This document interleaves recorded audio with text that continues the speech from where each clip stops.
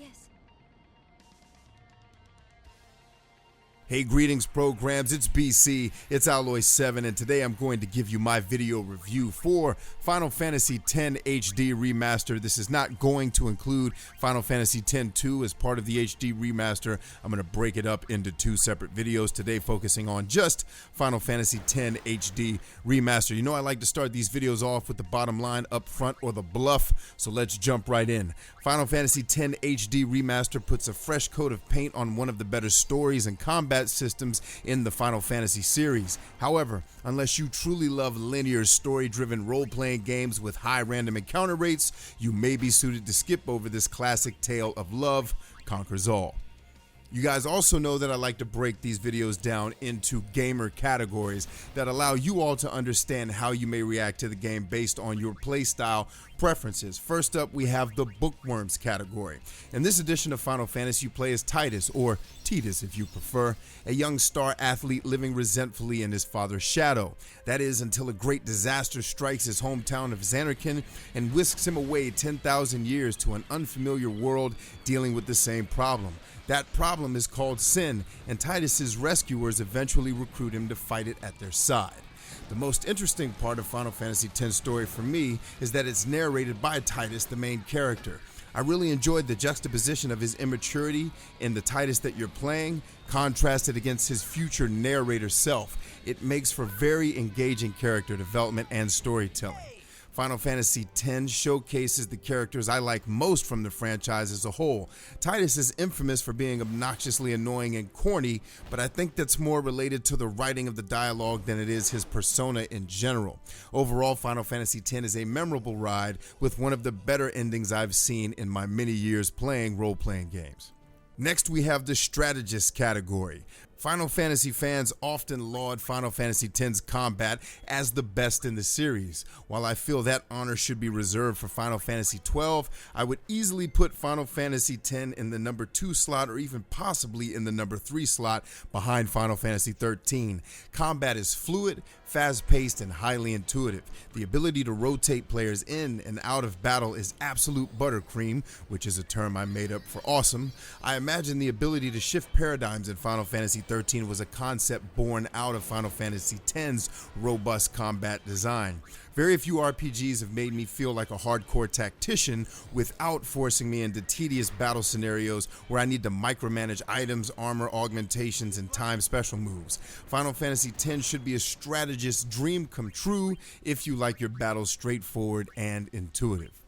Next, we have our builders category. Final Fantasy X does away with the conventional concept of leveling and replaces it with what's called the sphere grid. Battles no longer yield you experience points. Instead, they reward you with action points you can use to navigate the sphere.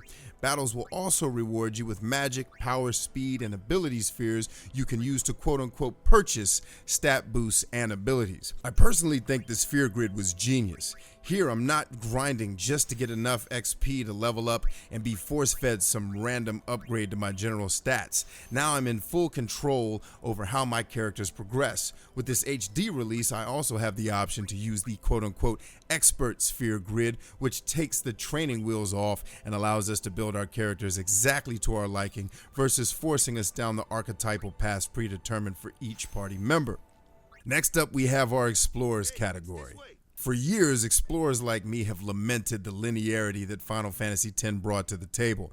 I've always assumed that the corridor-running nature of the experience was made so by technological limitations. Regardless of the reasoning, do not expect to leave a town, hit the world map, and explore the world endlessly at your leisure. Final Fantasy X is more a strung-together patchwork of set pieces than it is a living, breathing world.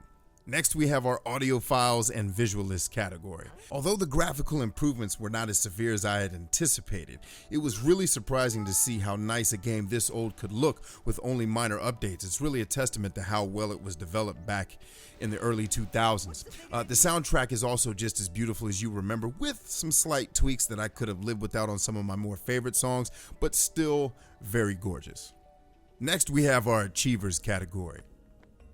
There's quite a bit to do in Final Fantasy X for you completionists out there. From questing to gather what's called the celestial weapons, and that's the best weapons in the game, to unlocking hidden aeons for summoning, to completing the sphere grid for each character, achievers can expect to spend over 100 hours easily playing Final Fantasy X should they choose to do so. Plus, since this is a PS3 game, it also has trophies, and surprisingly, none of the trophies are really all that ridiculous compared to many other Japanese role-playing games from the past generation. Alright my friends, let's talk about the verdict.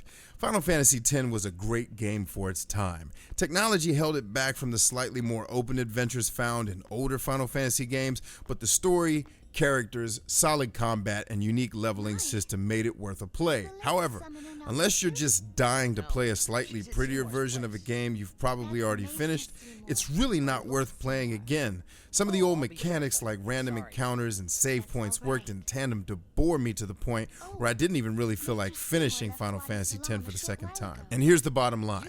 If you're a huge fan of the original, $19 is certainly not too much to spend to relive those glory days. However, if you're barely a casual fan of the game like me, your time could be better spent on other games. And that's going to do it for me, my friends. Thank you for watching, thank you for liking, and thank you for leaving commentary. If you've played the game and you have opinions, leave them in the comment section. If you have questions about the game, also leave that in the comment section. Also, if this is your first time here, consider subscribing. I do video reviews every single Monday that I can actually finish a game in time for, and I think that you will find them greatly informative and enjoyable. But until next time, my friends, until all are one, it's BC, the Brain Supreme, signing off. Peace, and God bless you.